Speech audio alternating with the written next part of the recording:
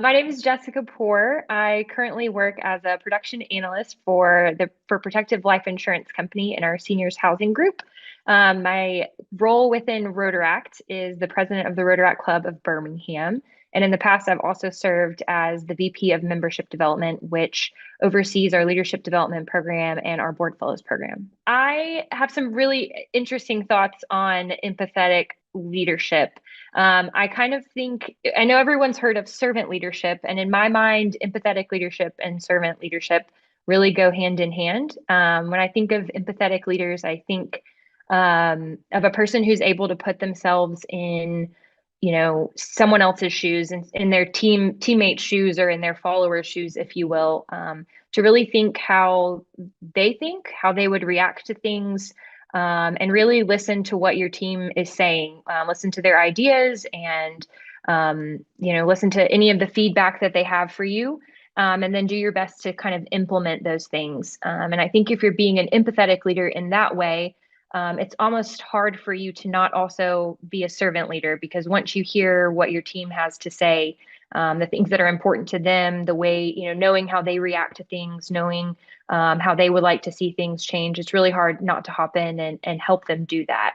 And I'll say that some of the leaders that I look up to and that I've worked with in the past, some that I try to embody in my day to day now that I am in a leadership position, I kind of look back at how they led me on their team. And it's that age old saying, you don't necessarily remember what people said or what they did, but you remember, how they made you feel. And in each of those circumstances with those leaders early on in my career, that's what I think back to is I can't remember anything they said or really anything they did, but I can tell you that they worked really, really hard to make sure that my voice was heard, that my opinions were heard, for me to know that those things mattered.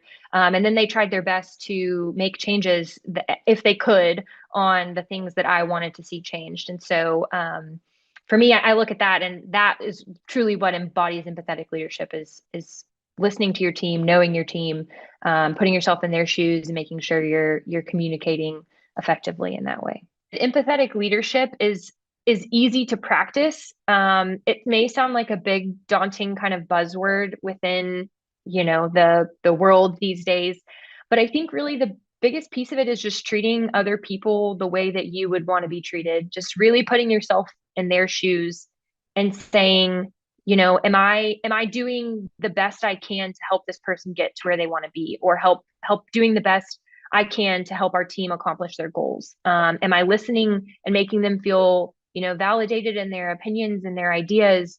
That doesn't mean that every decision is easy or that you can deliver everything that people ask of you. However, I think it does allow you to communicate in such a way that you have the other person's feelings in mind. You have the other person's attitude and emotions in mind, knowing it may be hard news, but you can deliver it in such a way that it doesn't necessarily feel that way. But I really think that starts with the leader themselves being vulnerable.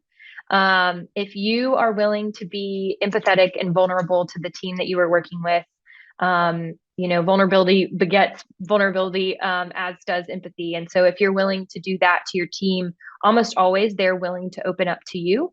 And I think when people kind of take down, if they're willing to take down those barriers that they've built up, especially in the workplace, and they're willing to ask for help with the things that they need, I think that really is what caters to the whole person, or the whole life. I know we haven't quite talked about it yet, but the work-life balance piece of things, where it's really not work-life balance, it's life balance. And so if you're willing to go to your workplace with your best self, just like you come into your home with your best self and your whole self, then you're willing to work with a team. Your leader can lead you better because you're willing to open up and be a little bit more vulnerable.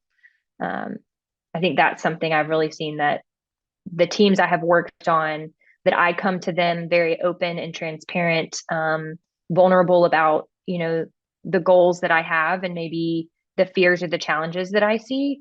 I see them do the same. They come and they're willing to work really hard for me. They're willing to bring their whole self to the table and provide innovative and creative solutions. They're willing to go the extra mile on things and not just check the box. And that's because we've really gotten to know each other on a base level, which I think is great. When employers and leaders decide to be empathetic to the people that are working with them, I think the team responds well to that. I think that opens lines of communication, which opens the ability to collaborate. It creates efficiencies in, whatever it is, whatever, type of work that you do. It allows for some innovation because, again, people are being vulnerable with one another. They're communicating, they're being willing to try new and different things. And I think even more so on that, leading into the diversity conversation, when you're empathetic with someone else and you really put yourself in their shoes, you see, they may not look like you or act like you or come from the same place you do, but you're able to find a way that you relate to them.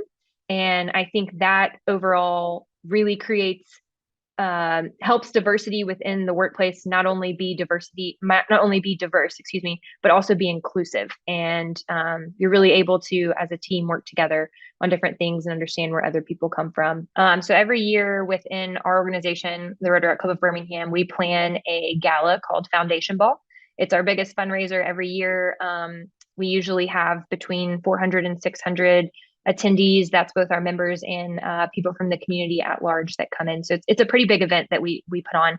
There's lots of fundraising that goes around it and other things like that.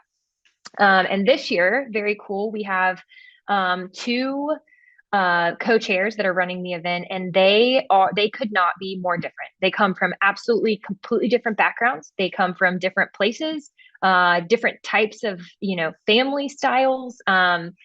Everything from down to what they wear to the type of music they listen to you name it. They're just complete opposites. And this year there is a team those are the two co-chairs, and then the VP that's kind of leading those two co-chairs has really tasked the two of them to plan this event together. And I look at the way she has led the two of them together. She was vulnerable from the start. She showed empathy to both of them and said, I know neither of you know each other and neither of you have planned an event of this size before. I'm going to give you all the tools that you need. And I want to hear your thoughts on the direction you think this year's event should go. And then we'll get to planning. And in doing that, she allowed the two of them to be vulnerable with one another, to be able to work together and plan something really big and grand. And it is so fun to see. They have, throughout this entire process, you've definitely seen a little bit of healthy friction. You see them disagree on things and, work through that together. But more than that, you've seen them become really close friends, really close colleagues now, but really good friends as well. And again, I think that goes back to that diversity and equity piece. Like the two of them would have never crossed paths. They would have never sat in the same room together. They would have probably never known each other, especially known each other as well as they do now, without their leader coming in and saying, I know you guys are very different people. Let's figure out how to work together. Let's be vulnerable and work through this, work towards a common goal together. It's been really cool to see. And I'm very excited. We'll be hosting that event at the end of the month. And by all accords right now, it's going to be a huge success. So I think COVID hit everybody a little bit differently, but I think one thing we can all kind of agree on is it took away maybe the distraction we had when we were, at work. It took away whatever was going on at home. You had the work as a distraction, or vice versa. You had your home life and you could use that as a distraction to your job. And I think when we all, most of us ended up at home, both working and living at home in the same four walls. And that really opened people's eyes to the fact that, it is all your life. Your work is your life, and your home is your life, and your family is your life, as are, your coworkers and the goals that you want to accomplish, whether that be in the community with something like Rotary or Rotaract or something else. And I think realizing that maybe those two things, home and work primarily, needed to be more fluid. Maybe they didn't need to be so siloed into their own areas. But maybe if they were a little bit more fluid, you could be happier in both places, and neither of them really needed to be a distraction. That was one of the big things I learned during the pandemic, being at home, was that, if I took my best self to work every day and I took my best self at home every day, then maybe I didn't need one of those two to be a distraction from the other. Maybe they could both be really great positive places to grow and learn and accomplish goals and overall just be happier with just some more balance between the two. I think a lot of times people have a hard time either delegating or asking for what they need because they haven't taken the time to identify what they need. And when you really sit back and you kind of assess, what's not going right and where you could use some help, and you really figure out the tangible things that you need to be successful. I think you have to define that first. When you define that, then you can go and you can, be confident to ask the right person for help on the right thing because you know what it is that would help you move forward. I just think it's a lot of time women don't take the time to sit back and say, okay, these are the three things that I need to get this accomplished, and now I'm going to go ask for help.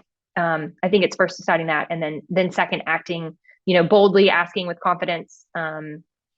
These are the exact things I need to have help. Be very clear and concise in that, and people are usually willing to give you what you need or point you in the right direction at least to get the help.